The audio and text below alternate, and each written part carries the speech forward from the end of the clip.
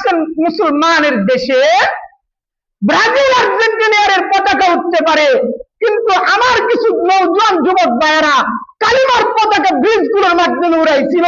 কেমন বাংলাদেশে বসবাস করেন, সেই কালিমার পতাকাগুলো নামাইতে হয়, এর চেয়ে মরে যাওয়া ভালো ছিল আপনার জন্য। ইহুদি খ্রিস্টানদের পতাকা উড়ে দেশের মাঝে, কিন্তু কালিমার পতাকা উঠতে পারবে না, সেটা মুসলমান কখনো মানতে পারে? কথা বলেন, আপনি মুসলমান না?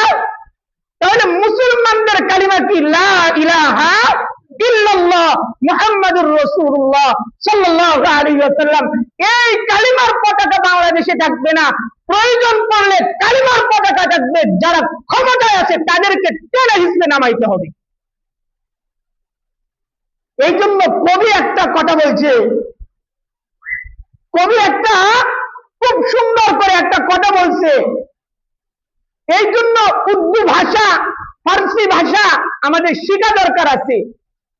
কবি বলতেছেন কি, হে মুসলিম জাতি, তোমরা ভয় পেও না, তোমরা জাগ্রত হও, তোমরা মাথা উঁচু করে দাঁড়াও, তোমাদের মাথার পাগড়ি প্রয়োজন পড়লে কোমরে বাঁধো, কিন্তু ইসলাম এবং মুসলমানদের আমানতি রক্ষা করতে হবে, ইসলামকে দেশে বিজয় করতেই হবে, কোরআনের আইন প্রতিষ্ঠিত করতেই হবে। এতে যদি তোমাকে